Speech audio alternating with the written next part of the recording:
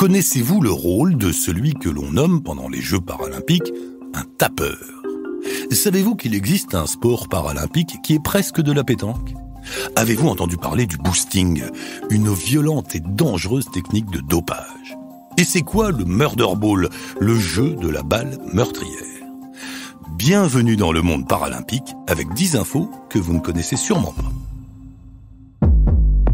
Podcast Story. Par exemple, si vous assistez à un match de goalball, surtout, il faut rester silencieux. Et oui, le goalball est un jeu de ballon pour les personnes déficientes visuelles, qui voient très mal ou pas du tout. Il faut faire rouler un ballon jusque dans les buts adverses. Et tout se fait au son. En bougeant, le ballon émet un son. Or donc, si vous êtes parmi les spectateurs, pas un bruit. Sinon, les joueurs ne peuvent pas entendre. Pour la petite histoire, sachez que ce fameux goalball a été inventé par un Autrichien et par un Allemand en 1946 pour aider les soldats blessés à la guerre et qui avaient perdu la vue. Enfin, sachez qu'il n'existe que 2 sports paralympiques qui n'ont pas d'équivalent olympique, donc pour les valides. Il s'agit du goalball donc, et l'autre sport, c'est le boccia. Vous connaissez pas le boccia ? Le boccia vient de la Grèce antique. C'est une sorte de pétanque qui se joue avec des boules en cuir et une boule blanche, le cochonnet, mais ici, il s'appelle jack. Ça se joue en fauteuil roulant par équipe de 2 ou 3 sur un terrain fermé de 12 mètres et demi sur 6. Le but du jeu est de mettre le plus de balles possible le plus près de jack. Voilà, vous savez tout sur le boccia. Vous le savez, les Jeux paralympiques sont là pour effacer les différences entre les valides et les non-valides. Il s'agit d'aider à une intégration des handicapés dans la société. Très bel objectif, mais est-ce que ça marche ? Eh bien, il y a un chiffre qui nous dit oui.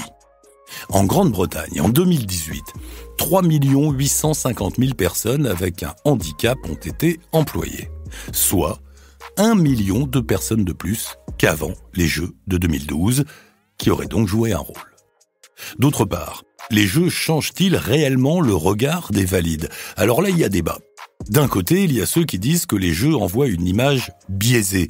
Les héros sont des personnes qui se surpassent. Et donc, le message que l'on envoie aux handicapés, c'est de leur dire « Pour vous en sortir, vous devez devenir des surhommes ».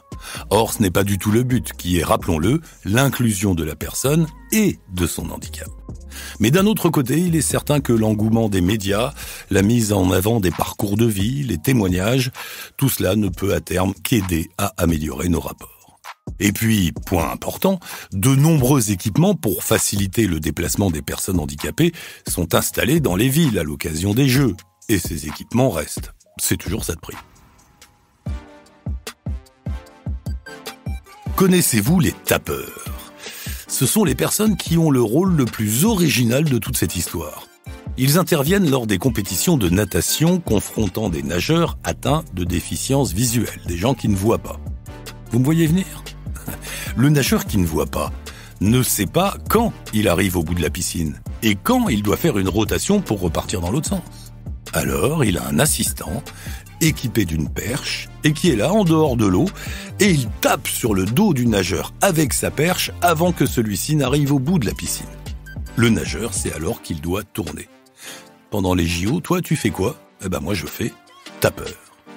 Apprenez aussi au passage une petite info, au tennis version paralympique, 2 rebonds sont autorisés. Vous le saviez ? Bah oui, ils sont en fauteuil, faut un peu plus de temps pour arriver à la balle.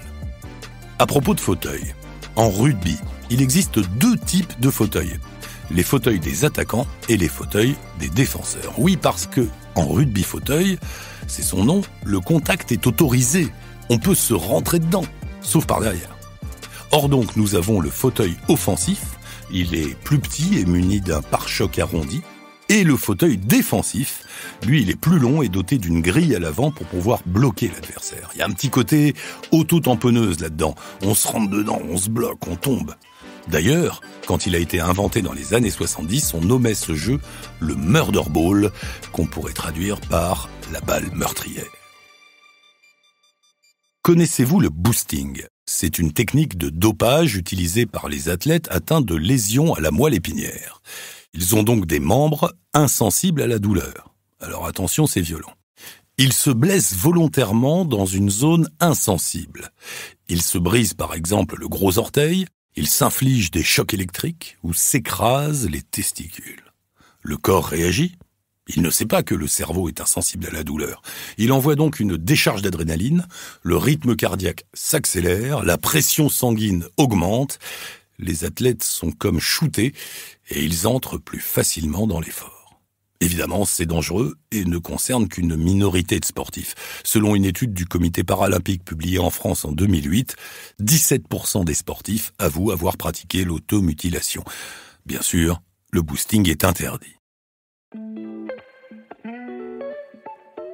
Les cas de tricherie existent aux Paralympiques.